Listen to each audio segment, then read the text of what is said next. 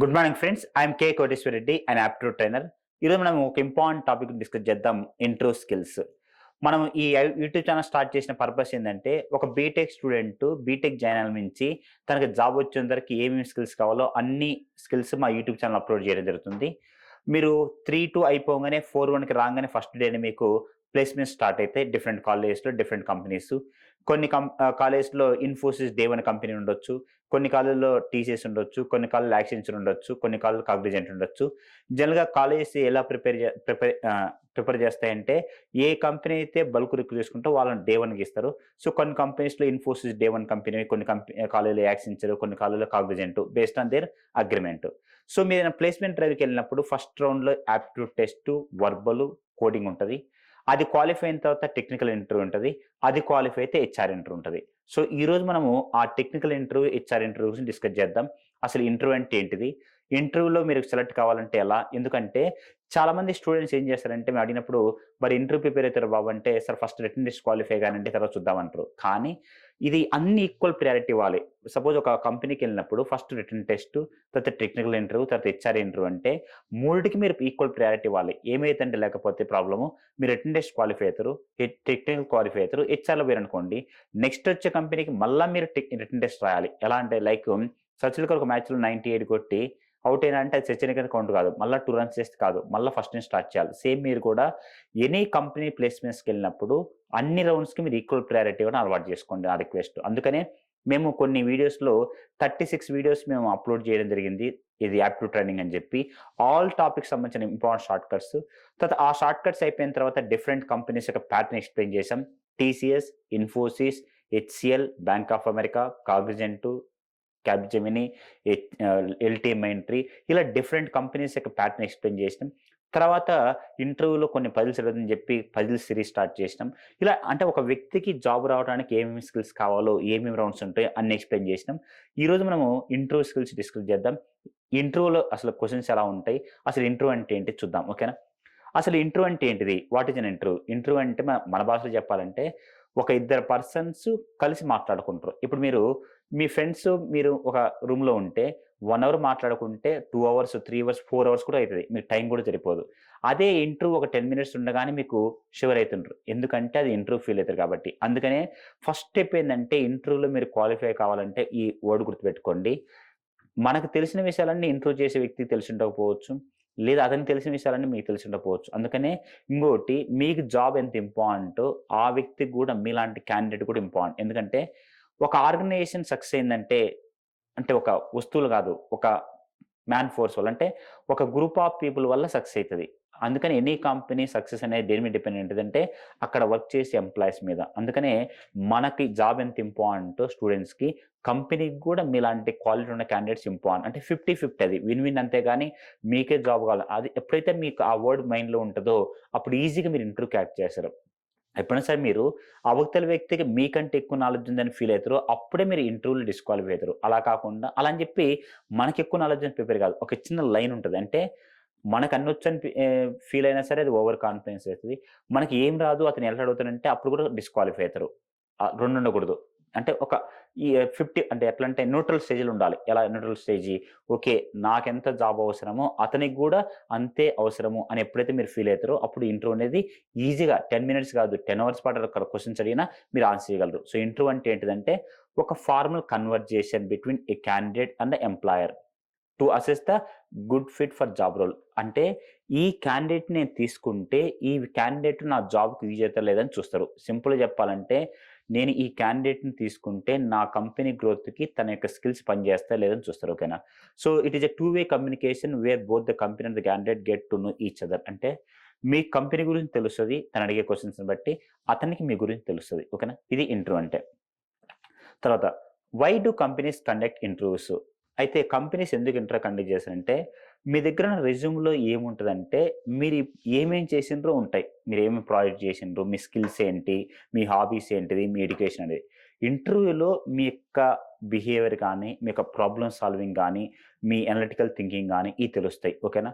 So, beyond your resume అంటే రెజ్యూమ్‌లో ఉన్నది కాకుండా మీ గురించి తెలుసుకోవడానికి కంపెనీస్ కండక్ట్ చేస్తాయి. ఏంటి అయి అంటే మీరెలా మాట్లాడతారు? మీ కమ్యూనికేషన్ ఎలా ఉంటది? మీకు వే ఆఫ్ స్పీకింగ్ ఎలా ఉంటది? ఇయన్నీ తెలుస్తాయి. అంటే సింపుల్ మీరు ఇంటర్వ్యూలో క్వాలిఫై కావాలంటే కంపెనీకి ఏం కావాలో అవి మీ దగ్గర ఉంటే అయిపోద్ది కదా! అపార్ట్ ఫ్రమ్ రెజ్యూమే వాళ్ళకేం కావాలి? రెజ్యూమ్‌లో నేను కమ్యూనికేషన్ స్కిల్స్ బాగుంటొచ్చు.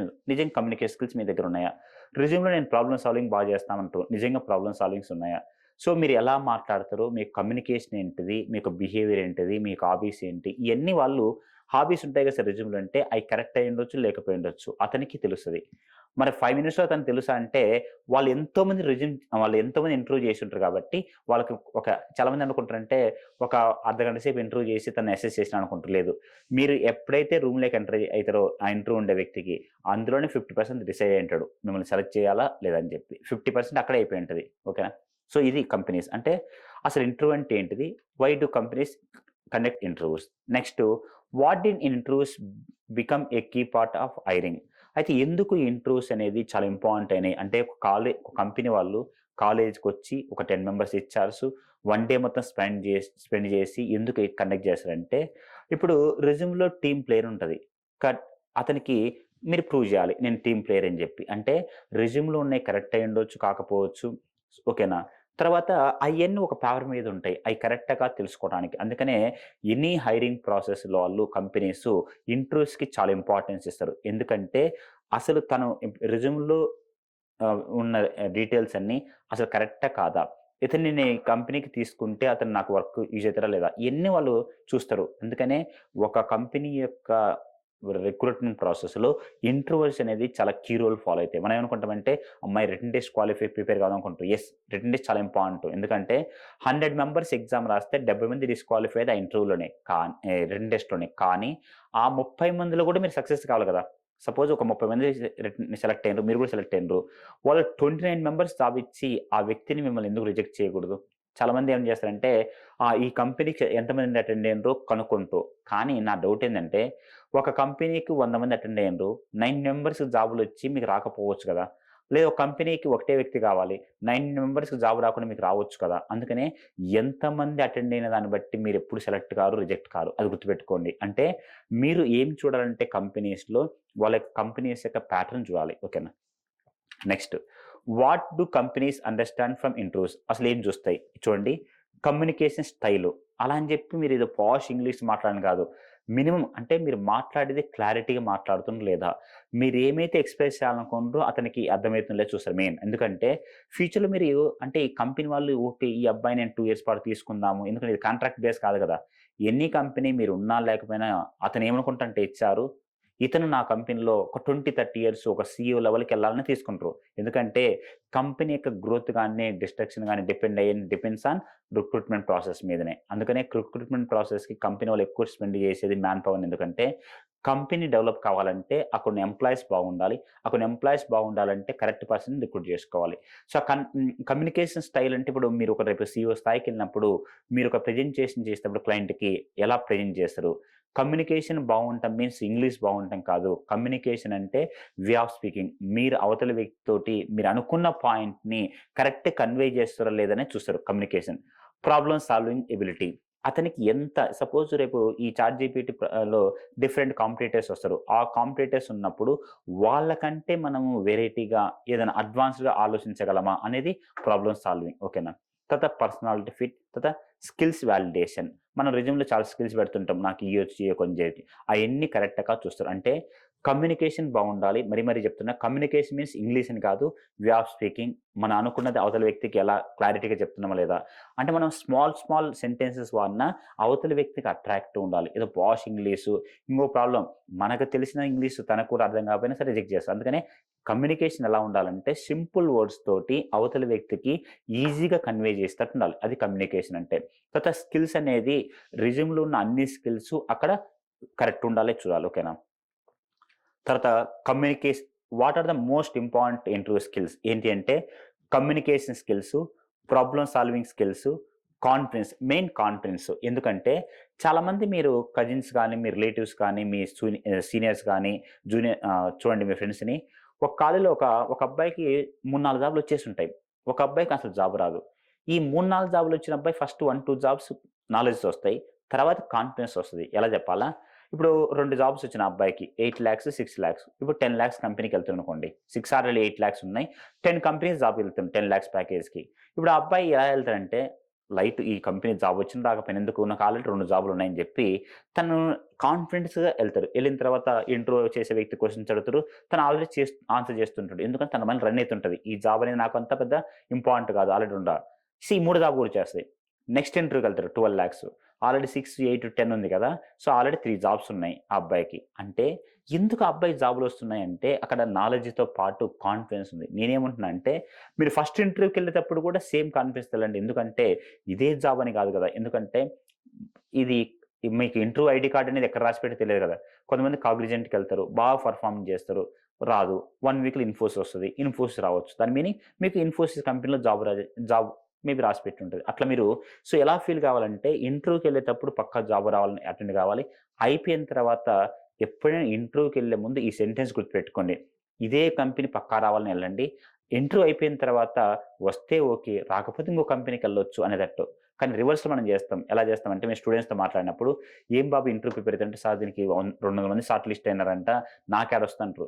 అయిపోయిన తర్వాత బాధపడుతుంట్రు. "నువ్వే చెప్పినావు గదా! నాకు యాడొస్తుందని చెప్పి." అందుకనే ఎనీ ఇంటర్వ్యూకెళ్ళేటప్పుడు ఒక్క వ్యక్తిని తీసుకున్న 100 మందిలో ఆ వ్యక్తి మీరయ్యుండాలి. అయిపోయిన తర్వాత ఓకే. వస్తే ఓకే. రాకపోయినా ఓకే. ఎందుకంటే ఇంకొక కంపెనీకెళ్ళొచ్చు. ఎక్స్‌పీరియన్స్‌ని బట్టి. అలా మీ యొక్క బిహేవియర్ ఉండాలి. ఓకేనా? అందుకని ఎనీ కంపెనీకెళ్ళేటప్పుడు ఎప్పుడైతే ఆ బిహేవియర్ ఉంటదో అప్పుడు మీకు ఈజీగా క్వాలిఫై అయితారు. తర్వాత అడాప్టబిలిటీ ఇది కూడా చూస్తారు. చాలామంది సార్ మీరు హైదరాబాద్ లొకేషన్ కదా! చెన్నైకి, బెంగుళూరుకి, పూణేకి, ఢిల్లీకి రీలొకేట్ అయితారా? ఎందుకంటే ప్రెజెంట్ కంపెనీస్ ఈ ప్రాబ్లమ్స్ ఫేస్ చేస్తున్నాయి. ఎందుకంటే ఒకటే చోట లొకేషన్ ఇవ్వలేరు కదా! మీరు హైదరాబాద్ అని చెప్పి. సో, అందుకనే కంపెనీస్ అడాప్టబిలిటీ బాగా పట్టించుకుంటాయి. అందుకనే ఇంటర్వ్యూలో ఈ క్వెషన్ కంపల్సరీ ఉంటది. మీరు చెన్నైకి, బెంగుళూరుకి, పూణేకి రీలొకేట్ అయితారని చెప్పి. ఎందుకంటే చాలామంది స్టూడెంట్స్ 1 ఇయర్ చేసిన తర్వాత సార్ మమ్మల్ని హైదరాబాద్ పంపించండి మా ఇంటి దగ్గర అనుకుంటారు. కానీ మీరు కంపెనీలో జాయిన్ అయ్యేటప్పుడు బాగా చూడండి. ఆ ఇంటర్వ్యూ చేసే వ్యక్తి మిమ్మల్ని మీ యొక్క ఆన్సర్స్‌ని బట్టి అబ్జర్వ్ చేస్తాడు. ఈ వ్యక్తి అడాప్టబిలిటీ కాదని చెప్పి. చాలామంది స్టూడెంట్స్ ఒక 1 hour, half an hour interview అయిపోయిన తర్వాత వచ్చుతారు. వాళ్ళ పేరుండదు. వాళ్ళకర్థం కాదు ఎక్కడ రిజెక్ట్ అయినామని జెప్పి. మేబీ ఒక ఛాన్స్ ఏముంటదంటే, ఈ వ్యక్తిని తీసుకుంటే తన పెరిగిన పరిస్థితులు కావచ్చు, తన యొక్క ఎడ్యుకేషన్ కావచ్చు, తన యొక్క వే ఆఫ్ స్పీకింగ్ కావచ్చు, ఇతను వేరే స్టేట్స్‌కి వెళ్ళలేడు అనిపించొచ్చు. ఏది ఆ ఇంటర్వ్యూ చేసే వ్యక్తికి. అది మనకు తెలియదు కదా! అందుకనే చాలామంది ఇంటర్వ్యూ ప్రాసెస్ ఎలా ఎలిమినేట్ చేస్తారో కూడా కొంతమందికి అర్థం కాదు. యెస్ నిజమే. ఎందుకంటే ఆ హెచ్ఆర్‌కి పర్టిక్యులర్ టైంలో ఏమనిపిస్తుందో దాన్ని బట్టి మన ఎలిమినేషన్ సెలక్షన్ ఉంటది. అందుకనే దాని గురించి మీరు వరీ కావాల్సిన పని లేదు. కాకపోతే మేము ఎక్కడికైనా పంపిస్తే ఎళ్తాము అనేది వాళ్ళకి మీరు ప్రూవ్ చేయండి. అడాప్టబిలిటీ ఓకేనా? తర్వాత బాడీ లాంగ్వేజ్ ఇది చాలా ఇంపార్టెంట్. ఐ కాంటాక్ట్ ఒకటి, పోస్చర్ ఒకటి, జెస్చర్స్ ఒకటి. ఇది చాలా ఇంపార్టెంట్ ఓకేనా? సో, ఇంటర్వ్యూ వ్యక్తితో మీరు మాట్లాడేటప్పుడు స్మైల్ మెయింటైన్ చేస్తూ, తర్వాత మీ యొక్క ఐ కాంటాక్ట్ అతనితో మెయింటైన్ చేస్తూ ఐ కాంటాక్ట్ మీన్స్ అతని కళ్ళలో చూడమని కాదు. జస్ట్ అతనితోటి అంటే మనం ఫ్రెండ్స్‌తో ఎట్లా మాట్లాడతామో అలా ఫీల్ కావాలి మీరు ఓకేనా? తర్వాత your technical answers get you notice but soft skills get you hide. జనరల్‌గా మీరు టెక్నికల్ ఇంటర్వ్యూ చేస్తే మీకు అంటే నెక్స్ట్ రౌండ్‌కెళ్తారు. కానీ మీకు సాఫ్ట్ స్కిల్స్ బాగున్నాయంటే మిమ్మల్ని హైర్ చేసుకుంటారు. ఇది difference okay. Next types of interview. HR interview ఉంటది. దాంట్లో tell me about yourself, why should hire you, whatever strength, weakness అలా చూస్తారు. తర్వాత టెక్నికల్ ఇంటర్వ్యూస్ ఉంటాయి. దాంట్లో మీకు సబ్జెక్ట్ నాలెడ్జ్, కోడింగు, మీ core subjects like DBMS, OS, AI, machine learning మీద. తర్వాత గ్రూప్ డిస్కషన్. ఈ గ్రూప్ డిస్కషన్ అనేది మీ యొక్క కమ్యూనికేట్ స్కిల్స్ గురించి, టీమ్ గురించి ఉంటాయి. ఓకేనా? Next case study, panel interview. Sometimes 3 members panel ఉంటారు. ఓకేనా? ఆ 3 మెంబర్స్ మిమ్మల్ని క్వెషన్స్ అడుగుతుంటారు. తర్వాత కొన్నిసార్లు టెలిఫోన్ ఇంటర్వ్యూ ఉంటది. కొన్నిసార్లు ఏఐ బేస్డ్ ఇంటర్వ్యూ ఉంటది. ఇలా డిఫరెంట్ టైప్స్ ఆఫ్ ఇంటర్వ్యూస్ ఉంటాయి. జనరల్‌గా ఆఫ్‌లైన్‌లో ఇంటర్వ్యూ జరిగినప్పుడు మీకు అడ్వాంటేజ్ ఏందంటే మీకు ఒరిజినల్ బిహేవియర్ అతనికి తెలుస్తుంటది. ఓకేనా? మాక్సిమం చాలామంది ఆఫ్‌లైన్ ఉంటే మీరు వరీ అవ్వాల్సిన పని లేదు. ఆఫ్‌లైన్ ఉంటేనే మీకు ఆ సెలక్షన్ ప్రాసెస్ ఈజీగా సెలెక్ట్ అయితారు. Okay. What is a mock interview? ఈ మాక్ ఇంటర్వ్యూనే చాలా ఇంపార్టెంట్. నేను కూడా చాలా కాలేజెస్‌లో క్లాసులు చెప్పినప్పుడు వాళ్ళ స్టూడెంట్స్‌కి ఒక మాట చెప్తా. యాప్టిట్యూడ్ టెస్ట్ ప్రిపేర్ అయ్యేటప్పుడు మీరు ఒక్కళ్ళే ప్రిపేర్ కాండి. అంటే సపోజ్ మార్నింగ్ 5:00 లేచి 1 అవర్ ప్రాక్టీస్ చేయండి. కానీ ఇంటర్వ్యూస్ ప్రిపేర్ అయ్యేటప్పుడు గ్రూప్‌గా ప్రిపేర్ కాండి. ఎలా అంటే సపోజ్ రేపు ఎగ్జామ్‌కి డీబీఎంఎస్, ఓఎస్, మెషిన్ లెర్నింగ్ చదువుదాం అనుకున్నాం అనుకోండి.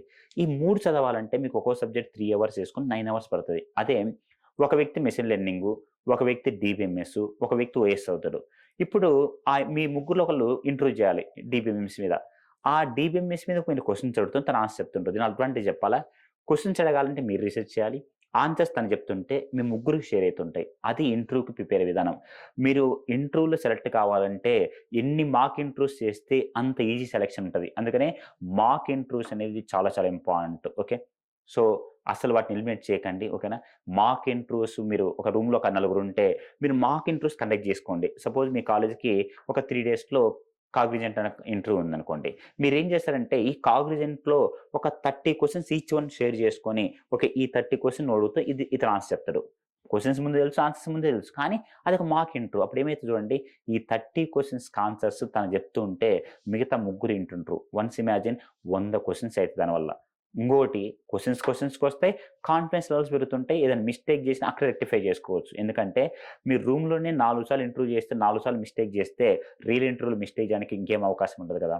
అందుకనే మీరు సెలక్షన్ ప్రొసీజర్‌లో మాక్ ఇంటర్వ్యూస్ అనేది చాలా కీ రోల్ ఫాలో అయితది. ఓకేనా. తర్వాత do interview skills challenge based on branch. Yes. అయితే సార్ నేను సీఎస్ఈ బ్రాంచ్ కదా! నాకు వేరే ఉంటాయి. ఈ సీఎస్ చాలా వేరే ఉంటాయి. టెక్నికల్ క్వెషన్స్ వేరే ఉంటాయి. సపోజ్ సీఎస్ వాళ్ళకి వేరే అంటే వాళ్ళ కోర్ సబ్జెక్ట్స్ మీద, ఈసీ వాళ్ళకి కోర్ సబ్జెక్ట్స్ మీద. కానీ communication, confidence, attitude, body language ఈ మటుకు కామన్. ఓకేనా. అది మీరు సీఎస్ఈ కావచ్చు, సివిల్ కావచ్చు, ఏ బ్రాంచ్ అయినా కావచ్చు. మీరు ఎలా మాట్లాడుతున్నది, ఎలా కాన్ఫిడెంట్‌గా ఉన్నారనేది అది కామన్ అందరికి. కాకపోతే టెక్నికల్ క్వెషన్స్ మారతాయి. Can I use ChatGPT or other tools to prepare? Yes. బాగా యూజ్ చేసుకోవచ్చు మీరు. కాకపోతే కాపీ పేస్ట్ చేయకూడదు. రీసెంట్‌గా సుందర్ పిచాయ్ కూడా చెప్పిండు. ఏమనంటే ఆయన సీఈఓ మీరు చాట్‌జీపీటీని యూజ్ చేయండి గానీ బ్లైండ్‌గా దాన్ని ఫాలో కాకమన్నాడు. అంటే మీరు mock interviews suppose Cognizant interview questions అని కొట్టిరనుకోండి. యాజ్ ఇట్ ఈస్‌గా ప్రిపేర్ కావాల్సిన పని లేదు. దానికి మీ స్కిల్స్ మ్యాచ్ అయితే లేవా? అక్కడ హాబీస్ అంటే వాచింగ్ క్రికెట్ అంటే మీకు కోహ్లీ కూడా తెలియదనుకోండి. ఏం యూజ్ ఉంటది? ఓకేనా. రీడింగ్ బుక్స్ అంటూ మీరు లేటెస్ట్‌గా చదివిన బుక్ ఇప్పుడు 2 ఇయర్స్ బ్యాక్ అనుకోండి. మ్యాచ్ కాదు కదా! అందుకనే అక్కడ ఉన్న హాబీస్ అనుకోండి. ఆ హాబీస్‌ని మీకు సూట్ అయ్యేటట్టు ప్లాన్ చేసుకోవాలి. అంటే దాన్ని ఒక టూల్ లాగా వాడాలి తప్ప దాన్నే కాపీ పేస్ట్ చేస్తాం అనుకోకూడదు. అది చాట్‌జీపీటీ ఇంటర్వ్యూకి. Okay. Next how to prepare for technical interviews. మరి టెక్నికల్ ఇంటర్వ్యూస్ ఎలా ప్రిపేర్ కావాలి? నా రిక్వెస్ట్ ఏందంటే ఒక కోర్ సబ్జెక్ట్స్ పెట్టుకోండి టెక్నికల్ ఇంటర్వ్యూస్‌కి. లైక్ నేను బీటెక్ ఉన్నప్పుడు డీబీఎంఎస్ పెట్టుకునేవాళ్ళం. అంటే నార్మల్ ఫార్మ్స్ అంటే ఏంటిది? తర్వాత నార్మలైజేషన్ ఏంటిది అట్లా. మీరు డీబీఎంఎస్ కానీ, ఓఎస్ కానీ, ఏఐ గానీ, మెషిన్ లెర్నింగ్ గానీ సో మీకు బాగా వచ్చిన సబ్జెక్టు. ఒక డ్రాబ్యాక్ ఉందేందంటే హ్మ్. కొంతమంది ఇంటర్వ్యూ చేసేవాళ్ళు ఏం చేస్తారంటే వచ్చేసి టెల్ మీ అబౌట్ యువర్సెల్ఫ్ చెప్పమని చెప్పి మీ ఫేవరెట్ సబ్జెక్ట్ అడుగుతారు. మీ ఫేవరెట్ సబ్జెక్ట్ అడిగినప్పుడు ప్రాబ్లమ్ ఏందంటే బయట క్వెషన్స్ అడగరు. అన్ని ఫేవరెట్ సబ్జెక్ట్‌లో నుంచి అడుగుతారు. అది మీరు కరెక్ట్‌గా చెప్పారనుకోండి ఓకే. జాబ్ ఇచ్చేస్తారు. చెప్పలేదనుకోండి రిజెక్ట్ చేస్తారు. అదేంటి సార్ ఒక సబ్జెక్ట్ బట్టి అంటే యెస్. మీ ఇంట్రెస్ట్ ఉన్న సబ్జెక్ట్‌లోనే మీరు వీక్ ఉన్నారంటే ఎలా సెలెక్ట్ చేసుకుంటారు? Vice versa. మీ ఇంట్రెస్ట్ ఉన్న సబ్జెక్ట్‌లో మీరు క్వెషన్ టు ఆన్సర్ ఫాస్ట్‌గా నార్మల్ ఫార్మ్స్ అంటే ఏంటిది? తర్వాత నార్మలైజేషన్ అంటే ఏంటిది? ప్రైమరీకి, సెకండరీకి, ఈ ఫారిన్‌కి ఇలా ఫాస్ట్ చెప్పారనుకోండి. ఓకే. తను ఏ సబ్జెక్ట్ అయినా సరే రాకపోయినా నేర్చుకుంటారని చెప్పి జాబ్ ఇస్తారు. అందుకనే అది కొంచెం బాగా ప్రిపేర్ అయ్యండి. తర్వాత కోడింగ్ కూడా ప్రిపేర్ కావాలి. ఓకే. తర్వాత నాన్ సీఎస్‌ఈ బ్యాక్‌గ్రౌండ్ వాళ్ళైతే ఏం చేయాలంటే లాజికల్ చూసుకోవాలి. సర్టిఫికేషన్స్ ఉండాలి. మీకు సర్టిఫికేషన్స్ బాగుంటే మీకు జాబ్ వచ్చే ప్రాబబిలిటీ ఎక్కువుంటది. ఓకేనా. How do I introduce my self in interview? Start with your name, education, background, mention achievements ఇది బాగా చూస్తారు. ఇంటర్న్‌షిప్స్ బాగా చూస్తారు. ప్రాజెక్ట్స్ ఇయన్నీ బాగా మీ యొక్క అచీవ్‌మెంట్స్ బాగా చూస్తారు. ఇంటర్న్‌షిప్ చూస్తారు. ప్రాజెక్ట్స్ ఓకేనా. ఇది చాలా ఇంపార్టెంట్. తర్వాత should I memorise my yes. చాలామంది should I memorise my resume? Yes sir. పక్కా యెస్. 100% సార్. ఎందుకంటే రెజ్యూమ్‌లో రాసే ప్రతి వర్డ్‌కి మీ responsibility. Your resume is your responsibility. Own your content. ఇది చాలా ఇంపార్టెంట్. నేను మరీ రిపీట్ చేస్తున్నా. ఈ స్లైడ్ చాలా ఇంపార్టెంట్. ఎందుకంటే రెజ్యూమ్‌లో రాసే ప్రతి వర్డు మిమ్మల్ని ఇంటర్వ్యూలో అడుగుతారు.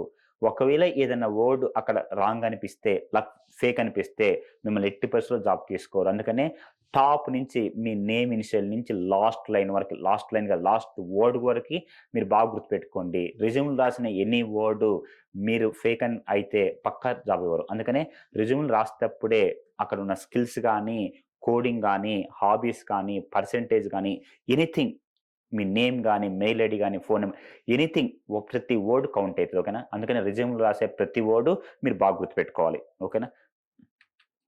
Will they ask my tough questions on my resume? Yes. ఇంకోటి కొన్నిసార్లు ఏమడుగుతారంటే tell me about yourself apart from not there in resume. Resume లేని చాలా మంది ఏం ప్రిపేర్ అవుతామంటే రెజ్యూమ్‌లో ఏముంటాయి మనకి ఏం తెలుసో రెజ్యూమ్‌లో పెడతాం కదా! సో, రెజ్యూమ్‌లో ఏం పెడతామో అదే ఎక్స్‌ప్లెయిన్ చేయడానికి ట్రై చేస్తాం. కానీ రెజ్యూమ్‌లో రాసే కొన్ని సార్లు ఏం అడుగుతారంటే రెజ్యూమ్‌లో లేని విషయం కొన్ని విషయాలు చెప్పమంటారు. దాన్ని కూడా మీరు ప్రిపేర్ అయ్యి ఉండండి. ఓకేనా? ఇంటర్వ్యూ స్కిల్స్‌లో.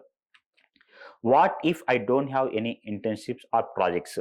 అప్పుడు ఒకవేళ కొంతమంది ప్రాజెక్ట్‌లో చేసుకుని అప్పుడు ఏం చేస్తారంటే కాలేజ్‌లో మీరు చేసిన అసైన్‌మెంట్స్ లైక్ మనం వీక్లీ రాసేవి కాదు. జనరల్‌గా ఏదైనా అంటే బిగ్ అసైన్‌మెంట్స్ ఏమున్నాయా? మినీ ప్రాజెక్ట్స్ కానీ, పర్సనల్ లెర్నింగ్ గాని ఓకే. అట్లా. లేదా మీరు చూపించాలి ఇంటర్వ్యూలో. ఓకే. ఈ వ్యక్తి ఇంటర్న్‌షిప్ చేయలేదు గానీ, అవకాశం ఇస్తే చేస్తానని అట్‌లీస్ట్ అదన్నా ప్రూవ్ చేసుకోండి. ఓకేనా? What if I don't know the company well? ఇది చాలా రాంగ్ క్వెషనే. ఎందుకంటే కంపెనీ గురించి కంపల్సరీ తెలుసుకొని వెళ్ళాలి. ఇయన్నీ అంటే ఈ క్వెషన్స్ అన్నీ ఏందంటే మీ యొక్క క్వెషన్స్ లాగా నేను ఎక్స్‌ప్లెయిన్ చేస్తున్నా. అంటే మీ యొక్క క్వెషన్స్ నేనే పీపీటీ చేసినాం.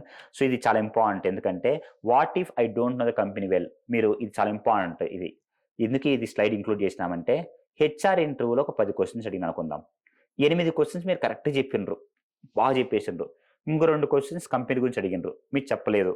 పక్కా జాబ్ ఇవ్వరు. ఎందుకు సార్ అదంటే 8 చెప్పిన కదంటే కంపెనీ గురించి తెలుసుకునే వ్యక్తికి కంపెనీ వాళ్ళు ఎందుకు జాబ్ ఇస్తారు? అందుకనే కంపెనీ గురించి బాగా తెలుసుకొని వెళ్ళండి. ఇప్పుడు అనే కంపెనీ కాలేజ్‌కి వచ్చిందనుకోండి.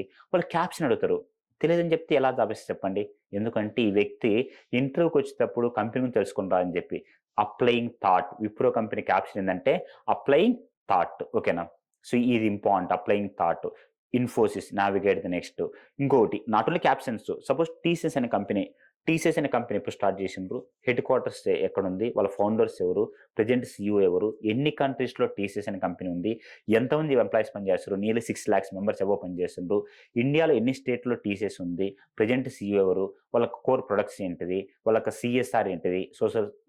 Corporate social responsibilities. ఇలా కంపెనీ గురించి మీకు ఫింగర్ టిప్స్ మీద ఉండాలి కంపల్సరీగా. అస్సలు మీరు ఈ పాయింట్ మీరు ఎప్పుడు మిస్ చేయకండి. మీరెప్పుడైనా సరే కంపెనీకెళ్ళే ముందు దాదాపు 2, 3 పేజెస్ ఇన్ఫర్మేషన్ మీ దగ్గర ఉండాలి. ఎలా ఉండాలంటే సింపుల్‌గా చెప్పాలంటే అక్కడ పనిచేసే ఎంప్లాయీస్ కంటే కూడా మీరు బాగా తెలవాలి సింపుల్. హెచ్ఆర్ ఎలా ఫీల్ కావాలంటే అరె! నాకంటే ఈ అబ్బాయికి నా కంపెనీ బాగా తెలుసు అనే ఇంప్రెషన్ మీరు ఆ హెచ్ఆర్‌కి ఇవ్వగలగాలి. మీరు ఒకసారి ఇమాజిన్ చేసుకోండి. ఆ హెచ్ఆర్ అడుగుతుంటే మీరు కంపెనీ గురించి చెప్తుంటే తెలియని కూడా మీరు చెప్తున్నారంటే ఆ కంపెనీ హెచ్ఆర్ ఇంప్రెస్ అయ్యి జాబ్ ఇస్తారు. ఎండ్ ఆఫ్ ది మనకు జాబ్ రావాలి కదా! సో, అప్పుడు కంపెనీ గురించి ఎందుకు తెలుసుకొని వెళ్ళకూడదు. Okay. What should I wear to an interview? మీరు ఫార్మల్‌గా వెళ్ళాలి. ఓకేనా? సో, డ్రెస్ అపియరెన్స్ అనేది చాలా ఇంపార్టెంట్. దాన్నేమంటారు కదా మన పెద్దవాళ్ళు. First impression is the best impression అని చెప్పి మీరు ఎంటర్ కాంగానే ఇంటర్వ్యూ క్యాబిన్‌కి మీ యొక్క లుక్ అంటే మీరు లుక్ మీన్స్ ఏదో కొత్త డ్రెస్ బ్రాండెడ్ అని కాదు. బట్ లుక్ బాగా చూడటానికి ఉన్నప్పుడు ఆ హెచ్ఆర్ ఒక పార్ట్ ఆఫ్ ద సక్సెస్ అయితారు. ఓకేనా? How early should I join the interview? ఒకవేళ ఆన్‌లైన్ ఇంటర్వ్యూ అయితే నా రిక్వెస్ట్ ఏందంటే 10-15 మినిట్స్ ఎర్లీగా జాయిన్ కాండి. చాలామంది ఏం చేస్తారంటే 2 కదా! నేను 2 జాయిన్ అయితామని చెప్పి అనుకుంటారు. ఈ మధ్య ఇంకోటి ప్రాబ్లమ్స్ ఫేస్ చేస్తుండ్రు. 2:00 అని ఉంటది. 2:30 వరకు కూడా ఆ ఇంటర్వ్యూ చేసే వ్యక్తి జాయిన్ కారు. మీరు పేషెన్స్ పోయి మీరు డ్రాప్ అయితుర్రు. దయచేసి నా రిక్వెస్ట్ ఏందంటే 2:00 అంటే 3, 4, 5 కూడా కావచ్చు. ఎందుకంటే ఈ మధ్య కంపెనీస్ పేషెన్స్ కూడా టెస్ట్ చేస్తున్నాయి. కొంతమందికి అట్లా జరుగుతున్నాయి. అందుకనే మీరెప్పుడు కూడా మీ పేషెన్స్ లూజ్ కాకండి. 2:00 అంటే 2 నుంచి మీకు ప్లేస్‌మెంట్ సెల్ నుంచి ఇన్‌స్ట్రక్షన్స్ వచ్చేంత వరకి ఆ లాబీలో వెయిట్ చేయండి. ఇది చాలా ఇంపార్టెంట్. ఓకేనా? తర్వాత can I speak in my regional language? No. Only English use చేయాలి. ఓకేనా? Compulsory. Do I need to be fluent in English? No. ఏదో అతను అమెరికా యాక్సెంట్‌లో మాట్లాడని చెప్పి ఎక్స్‌పెక్ట్ చేయరు. మీరు మాట్లాడే సెంటెన్స్ ఎలా ఉండాలంటే సింపుల్‌గా ఉండాలి. You are not judged for accent. You are judged for clarity. మీరు మాట్లాడే లాంగ్వేజ్ క్లారిటీగా ఉండాలి. మీరు చెప్పే సెంటెన్సెస్ కానీ, స్టేట్మెంట్స్ కానీ, వర్డ్స్ కానీ అవతల వ్యక్తికి ఈజీగా అర్థం కావాలి. అది వాళ్ళు చెక్ చేస్తారు English. How do I improve my communication for interviews? నేను చెప్పాను కదా! ఓన్లీ మాక్ ఇంటర్వ్యూస్ ద్వారా ఓకేనా? ఇది మిర్రర్ అంటే ఓల్డ్ డేస్‌లో అది. మాక్ ఇంటర్వ్యూస్ ఎంత కండక్ట్ చేసుకుంటే మీరంత okay. Daily small practice big improvement over time ఓకేనా? ఇక్కడ ఒక మిస్టేక్ ఏందంటే మీరు రేపు ఇంటర్వ్యూ అయితే ఈరోజు ప్రిపేర్ అనుకోండి. 1 డేలో వచ్చేది కాదు కదా! ఏదైనా ప్రాక్టీస్‌తో వస్తది. నేను యాప్టిట్యూడ్ చెప్పేటప్పుడు కూడా 1 డేలో మీరు యాప్టిట్యూడ్ టెస్ట్ క్వాలిఫై మాట ఇంక 4 ఇయర్స్ బీటెక్ ఎందుకు? డైలీ ఇప్పుడు మీరు కంపల్సరీ మీరొకటి ఆలోచించండి. మీరు 4-1కి రాగానే ప్లేస్‌మెంట్స్ ఉంటాయి. ప్లేస్‌మెంట్స్ ఉన్నాయంటే రిటన్ టెస్ట్ క్వాలిఫై అయితారు. క్వాలిఫై అయ్యారంటే ఇంటర్వ్యూ ఉంటది. మరి ఇంటర్వ్యూలో ప్రిపేర్ అయితే అయిపోద్ది కదా!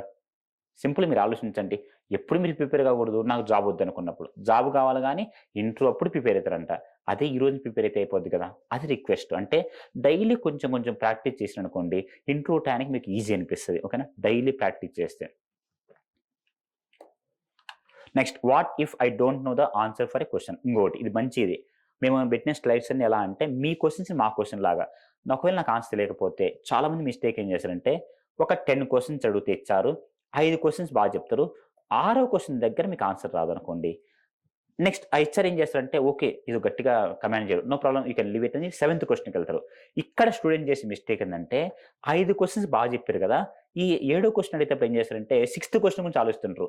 అరే నాకు ఇది ఈజీ కదా! ఇక్కడ ప్రిపేర్ అయ్యాను కదా! అయ్యో! నేను ఇది చెప్పలేకపోతున్నా. ఇంక అయిపోయింది నా టెక్నికల్ ఇంటర్వ్యూ, హెచ్ఆర్ ఇంటర్వ్యూ నేను సెలెక్ట్ గాను నేను ఆలోచించు. కానీ కంపెనీస్ ఎప్పుడు కూడా మీరు చెప్పే నంబర్ ఆఫ్ క్వశ్చన్స్ బట్టి సెలెక్ట్ చేసుకోరు. అంటే ఓకే. ఈ అబ్బాయి 10కి 8 చెప్పినా కూడా జాబ్ ఇవ్వాలి. ఈ అబ్బాయి 10కి 3 చెప్పినా కూడా అలా ఉండడు. అలా ఉండే మాటైతే మీరు ఒక్కసారి మీరు ఆలోచించండి. నేను చెప్పిన కరెక్టే కాదో. మీరు అలా ఉండే మాటైతే ఒక గూగుల్ ఫార్మ్ పంపించి 10 క్వెషన్స్ అందరిని సబ్మిట్ చేయమంటారు కదా ఆన్సర్స్. అందులో ఎవరు కరెక్ట్ అయితే వాళ్ళు జాబ్ ఇస్తారు కదా! కంపెనీ వాళ్ళు కార్ ఏసుకొనొచ్చి ఒక 30, 40 కిలోమీటర్స్ జర్నీ చేసి మీ కాలేజ్‌కి ఒక 10 మంది హెచ్ఆర్‌లొచ్చి ఆ రోజు వాళ్ళ ఆఫీస్ రాకుండా ఇయన్నీ ఎందుకు చేస్తారు ఆలోచించండి. అంటే ఇంటర్వ్యూల్లో ఎప్పుడు కూడా సెలక్షన్ అనేది 10కి 8 చెప్తే జాబ్ ఇవ్వాలి. 10కి 3 ఇస్తే జాబ్ ఇవ్వకూడదు. అలా ఎప్పుడు గుర్తుండదు. గుర్తుపెట్టుకోండి. అందుకనే ఒక క్వెషన్ చెప్పినంత మాత్రాన పాపమేముంది కదా! అందుకని మీరు దయచేసి ఎందుకు ఇది మరీ మరీ చెప్తున్నా అంటే చెప్పినప్పుడు ఎవరైనా కాన్ఫిడెన్స్‌గా ఉంటారు. రెండో క్వెషన్ బాగా చెప్పారు. థర్డ్ క్వెషన్ బాగా చెప్పారు. చెప్తూనే ఉంటారు. కానీ చెప్పనప్పుడు కూడా కాన్ఫిడెంట్‌గా ఉండగాలి. ఆ ఉండాలంటే ఏం గుర్తుపెట్టుకోవాలంటే 10 క్వెషన్స్‌లో 10కి 10 చెప్పడానికి మీరేమి వ ఐన్‌స్టీన్ బ్రదర్ కాదు కదా! సో మీరు ఎలా ఆలోచిస్తారంటే ఓకే. ఆరో క్వెషన్ నాకు రాదు. తప్పేముంది? You can learn. అన్నీ తెలవాల్సిన అవసరం లేదు కదా! అసలెందుకు మీ హెచ్ఆర్ వ్యక్తికి కూడా మీకు తెలిసిన విషయాలు కూడా చాలా తెలియకపోయి ఉండొచ్చు కదా! సో నా రిక్వెస్ట్ ఏందంటే 10లో ఒక ఆరో క్వెషన్ మీరు రాకపోతే అస్సలు ఫీల్ కాకండి. Okay. Yes. It's okay. No one knows everything. Be honest. So నాకు రాస్తే నేను నేర్చుకుంటాను. ఓకే. డీబీఎంఎస్ ఉంది. నార్మలైజేషన్ తెలియదు. No problem. మీకు ప్రైమరీకి, ఫారెన్‌కి అయి తెలిసుండొచ్చు కదా! ఓకే. నార్మలైజేషన్ చేసింది తెలియనంత మాత్రాన డీబీఎంఎస్ మొత్తం తెలియదు కాకపోవచ్చు. ఇంకోటి ఆ పర్టిక్యులర్ టైమ్‌లో మీకు స్ట్రైక్ కాకపోయి ఉండొచ్చు నార్మలైజేషన్. అట్లా అందుకనే దానివల్ల నాకు డ్రాబ్యాక్ ఏం చెప్పాలా? 5 క్వెషన్ చెప్పిన తర్వాత ఆరో క్వెషన్ మీరు చెప్పలేకపోతే అది 7, 8, 9 కూడా చెప్పలేరు. దానివల్ల ఏమనుకుంటే ఇచ్చారు. ఓకే. ఈ అబ్బాయికి 5 క్వెషన్స్ వచ్చనుకుంటారు. అది నెక్స్ట్ క్వెషన్స్ మీద ఇంపాక్ట్ ఉంటది. ఇది మిస్టేక్ చేయకండి. ఓకేనా?